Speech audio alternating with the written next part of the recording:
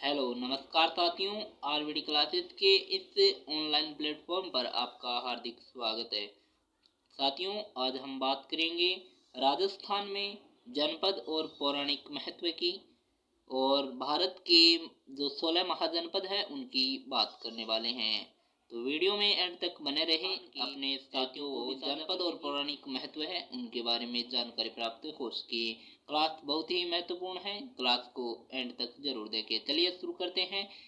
भारत की भारत के 16 महाजनपदों की बात करें साथियों, छठी शताब्दी ईसा पूर्व में 16 महाजनपदों के अस्तित्व का उल्लेख है वो बौद्ध ग्रंथ अंगुत्तर निकाय में है, वो हमें प्राप्त होता है। महाजनपदों में सर्वाधिक शक्तिशाली यदि बात करें तो वो था मगध। सर्वाधिक शक्तिशाली महाजनपद की बात करें तो मगध था। जैन ग्रंथ भगवती सूत्र भी हमें 16 महाजनपदों की जानकारी उपलब्ध कराता है। इन 16 महाजनपदों में अस्मक एकमात्र महाजनपद था जो दक्षिण भारत में और गोदावरी नदी के तट पर स्थित था। छठी शताब्दी ईसा पूर्व अर्थात गौतम बुद्ध के समय 10 गणतंत्र भी स्थापित थे। अब हम बात करेंगे महाजनपद जिनकी राजधानी कौन सी थी और आधुनिक समय में उन स्थानों को किस नाम से जाना जाता है। चलिए शुरू करते हैं। अंग महाजनपद की बात करें साथियों, अंग महाजनपद की यदि हम बात करें तो अंग महाजनपद की जो राजधानी थी साथियों वो थी चंपा, और आधुनिक जो स्थान है इसका जो क्षेत्र है वो है भागलपुर, मुंगेर, बिहार वाला क्षेत्र जो है वो आपका अंग महाजनपद का क्षेत्र था। इसकी राजधानी चंपा थी। सेकंड बात करें साथियों मगध की, मगध की राजधानी गिरिव्रज थी। आधुनिक समय में इसे राजगृह के नाम से जाना जाता है, और दक्षिण भारत है उसका आधुनिक स्थान या क्षेत्र रहता है। और काशी की बात करें तो वाराणसी काशी की राजधानी थी। वाराणसी और उसके आसपास का जो क्षेत्र है वो आधुनिक के समय में जो है काशी था, उसका आधुनिक जो स्थान या क्षेत्र है वो पहले काशी था। यानी महाजनपद काशी महाजनपद का जो क्षेत्र है वो वाराणसी और उसके आसपास का क्षेत्र है। वस्त की बात करें तो कौशाम्बी इसकी राजधानी थी। आधुनिक इसका जो स्थान है वो प्रयागराज, इलाहाबाद और उसके आसपास का जो क्षेत्र है वो महाजनपद वस्त था। वजी की बात करें तो मिथिला, जनकपुरी और वैशाली ये इसकी राजधानी थी। और दरभंगा आगे हम बात करें दरभंगा और मुजफ्फरपुर ये इसके जो है आधुनिक स्थान है। कौशल की बात करें तो श्रावस्ती, अयोध्या इसकी राजधानी थी, और फैजाबाद उत्तर प्रदेश से जो है आधुनिक स्थान है। अवंती की बात करें तो उज्जैनी इसकी राजधानी थी, और मालवा मध्य प्रदेश के अंदर पड़ता है जो आधुनिक स्थान इसके नाम से जाना जाता है।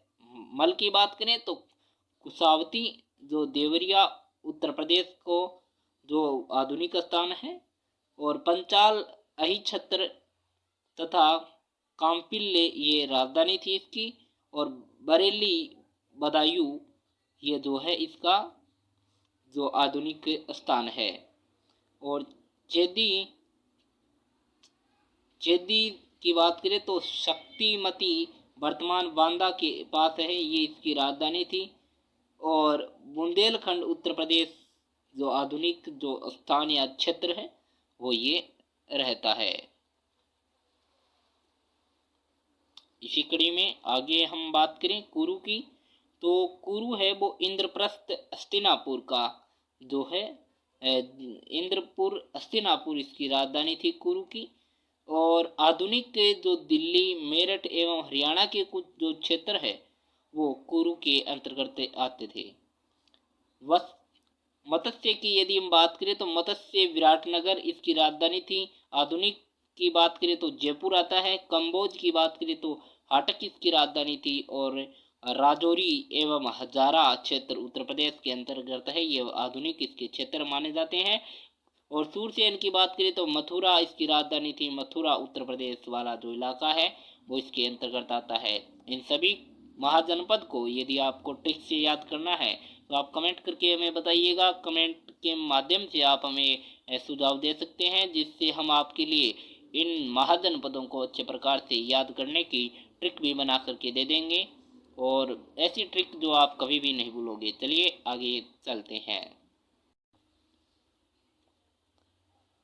अस्मक की बात करें तो पोटलीपोतन इसकी राजधानी थी। और गोदावरी घाटी इसका आधुनिक स्थान या क्षेत्र है। गांधार की राजधानी तक्षशिला थी। और रावलपिंडी एवं पेशावर जो वर्तमान के अंदर पाकिस्तान के अंदर है, ये इसके आधुनिक क्षेत्र या स्थान माने जाते हैं। आगे महत्वपूर्ण जानकारी है साथियों, इन जानकारियों को भी नोट कर लीजिएगा। चलिए देखते हैं। आर्यों के भारत आगमन से भारत को आर्यावर्त के नाम से जाना गया। आर्य का अर्थ होता है दोस्तों श्रेष्ठ। ये भी कभी कभी एग्जाम में पूछ लिया जाता है। इस समय राजस्थान का जो नाम था वो ब्रह्मव्रत था, ऐसा ऋग्वेद के अंदर कहा गया है। राजस्थान में आर्य सरस्वती नदी के आसपास बसे थे। और मरु से मरुवार और मरुवार से मारवाड़ शब्द निकल कर आया। और मारवाड़ के अंतर्गत जैसलमेर, बाड़मेर, बालोतरा, जोधपुर ग्रामीण और फलौदी ये जिले आते हैं।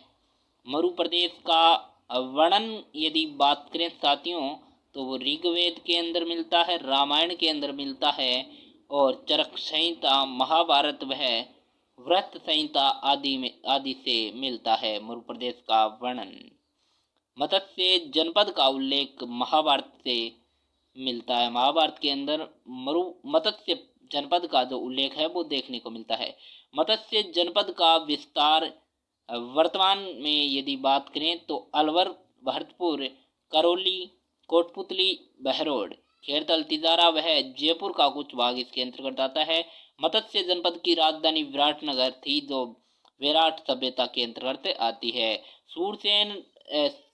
सूरसेन जनपद में राजस्थान का भाग की बात करें तो राजस्थान का इसके अंतर्गत भाग आता है भरतपुर, डीग आता है, धौलपुर, करौली आता है। यहाँ पर यादव रहते थे। सूरसेन की राजधानी मथुरा थी। अब हम बात करें योधेय जनपद की। योधेय जनपद की बात करें तो राजस्थान का उत्तरी भाग है वो योधेय जनपद कहलाता है। और राजस्थान में कुषाणों की शक्ति को नष्ट करने वाला जनपद यदि माना जाए तो योधेय जनपद माना जाता है। और ये श्रीगंगानगर, अनूपगढ़ और हनुमानगढ़ के अंतर्गत यहाँ पर योधेय जनपद पाया जाता है। भारत में सिकंदर के आक्रमण के बाद कुछ जातियाँ जो राजस्थान में आकर बसी, मालव, शिवी, अर्जुनायन आदि थी। मालवों का केंद्र यदि बात करें साथियों तो जयपुर व टोंक के आसपास इसका जो केंद्र था। इनके सबसे ज़्यादा सिक्के प्राप्त हुए हैं। और अर्जुनायन की बात करें तो अलवर, भरतपुर व आसपास का इसका क्षेत्र था। इनकी मुद्राओं पर अर्जुनाया नाम जय लिखा है। कुरु जनपद की यदि हम बात करें, वर्तमान दिल्ली व उसके आसपास का क्षेत्र कुरु जनपद है। इनकी राजधानी हस्तिनापुर थी। इंद्रप्रस्थ इसकी राजधानी थी। महाभारत कालीन उल्लेख जो है कुरु जनपद से प्राप्त होता है। तो साथियों आज की जो क्लास है वो आपको कैसी लगी कमेंट करके ज़रूर बताइएगा। क्लास अच्छी लगी है तो अपने साथियों के साथ साझा जरूर कीजिएगा। चैनल पर पहली बार विजिट किया है सब्सक्राइब कर दीजिएगा। मिलते हैं नेक्स्ट वीडियो में कुछ नए टॉपिक के साथ। तब तक के लिए जय हिंद, जय भारत।